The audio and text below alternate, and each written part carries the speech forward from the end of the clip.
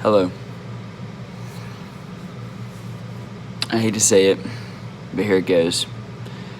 Some of Bob Ross's waves look bad, and they're hard to paint. There, I said it. Whew, that's a weight off my chest. Just check out these waves. You'll see what I mean. The weird thing about Bob Ross's waves, they all have a really dramatic curved splash that goes way up into the sky. Now sometimes that's because they're hitting a rock, but other times it seems to just splash up into the sky for no reason. And beyond looking a little bit strange, these waves are actually really hard to paint. And then there's the weirdest Bob Ross wave of all. This ominous whirlpool of death. Terrifying. Which kind of proves my point that if you're a beginning painter looking to paint a simple, straightforward wave, Bob Ross's techniques might not be the best ones for you to use. This reality is hard to come to terms with, but it's also true that Bob Ross was never really known for his ocean paintings. He was more of a mountains and forest kind of guy. So I don't feel too bad seeing if I can improve on his waves a little bit and simplify them so that they're easier to paint. Let's give it a go. Before I can paint a wave, I've got to paint the sky and the ocean first. So I'm going to start with some orange and red colors in the sky with a little bit of purple around the edges. Letting these colors cover the entire paper and using a little bit of water as I paint them to make sure this is a very thin layer. And then I'm going to add a sun. Instead of using the Bob Ross finger painting technique for the sun, I'm going to use the one that his co-host Audrey Golden used and press the brush straight down onto the page with a little bit of paint, a little bit of red paint on the ends, and just twist. And being very neat and keeping that brush in the exact same spot.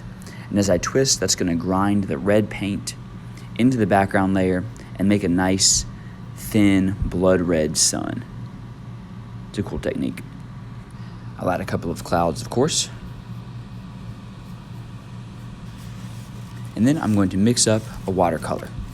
I'm going to use a darker blue-green color for the horizon line of my ocean. I'm going to paint this on using some water and not cover up those sunset colors with a thick layer. I'm going to paint this on with a very thin, transparent layers and let those sunset colors reflect through, making sure that the horizon line is very level and straight. And then I'll bring that darker ocean color down about an inch or two before I mix up a lighter ocean color and blend that in to create a fade in the water that starts darker in the back and gets lighter as it comes down towards us. Then to help everything blend a little bit better, I'm going to go back over this ocean very lightly with a clean, slightly damp brush. Allow everything to just blend and streak. Now it's looking watery. One of the hardest parts about painting the ocean is getting your ripples in the distance to look thin enough. So I figured out a hack for this.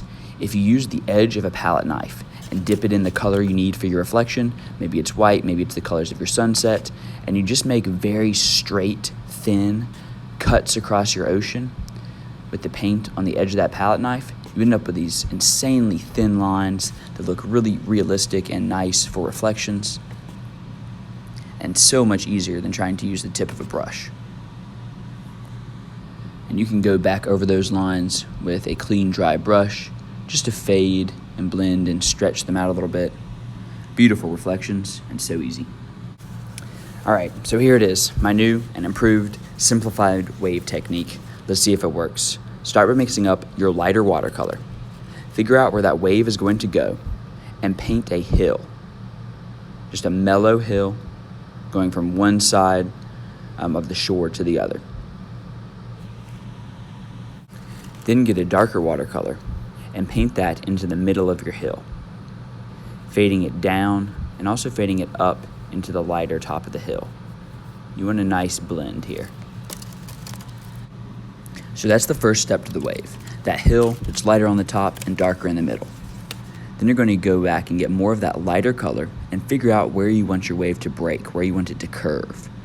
Right towards the top of the wave, you want to paint a C shape, a curved shape where the water begins to dump over the top part of the wave.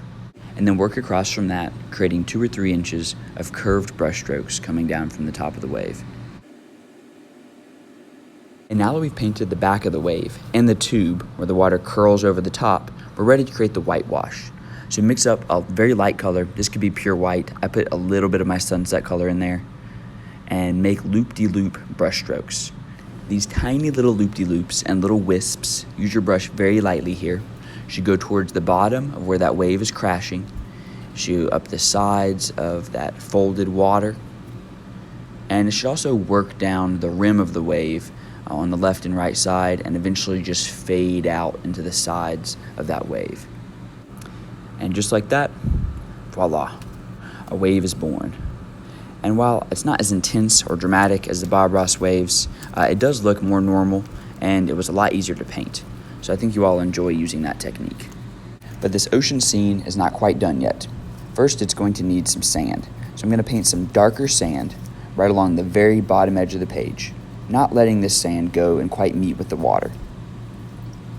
Then I'm going to mix up a lighter color of sand and blend this in with the darker color and blend it in just with the very edge of the water.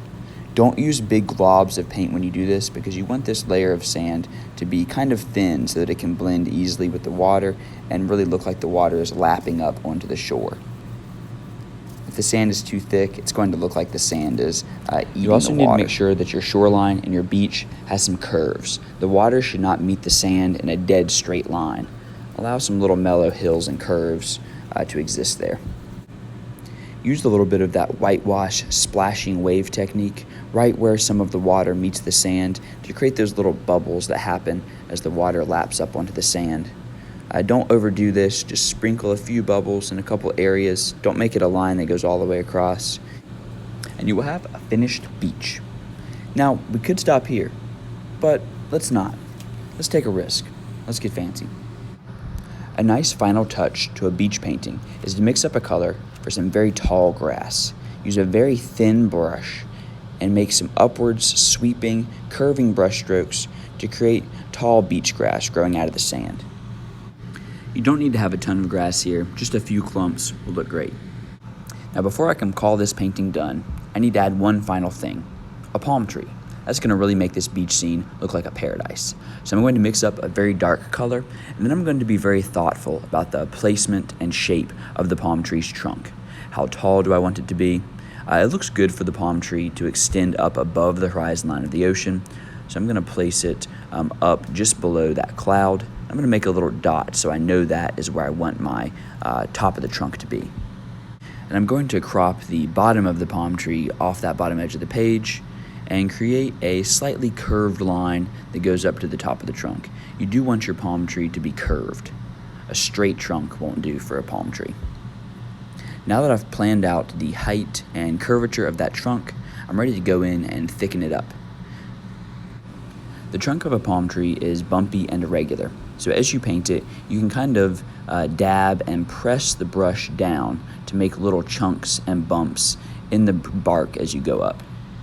The trunk will be thicker at the bottom and thinner towards the top, and it is very easy to make a trunk too thick. So I start very thin and then gradually thicken it up from there, pressing those little chunky shapes down into the bark and building that tree kind of one chunk at a time. And then we have a really nice looking trunk. To give it a little more texture, we can go back and press a few little bits of black paint into the bottoms of some of those chunks. And now we're ready for some leaves. So some dark green paint. This is actually the same color that I used as the grass. And then I'm creating some big banana-shaped leaves coming off the top of that trunk, making sure they start thin, get a little thicker in the middle, and have a very nice sharp end. It's easiest to paint these palm tree leaves starting from the tip and then working inward to the trunk. You don't need that many leaves, and definitely do not stick one of them straight up in the air. The leaves towards the back of the palm tree will fold over and be hidden behind the others. You may see some of the tips of them sticking out just a little bit. And then just like we did on the bark, I'm going to go back into these leaves with some darker green and just paint a stripe right down the middle. This represents the vein of the leaf. I'll also give a little bit of shadow. A nice thin line curving from the tip of the brush into the middle. And with that final bit of detail on these palm fronds, this painting is officially done. A beautiful blood-red sunset casting its light onto a crashing wave with beach grass and a nice palm tree. Looks pretty nice right about now. I think it's time for me to take a vacation. But it's time for you to paint. So let's get started.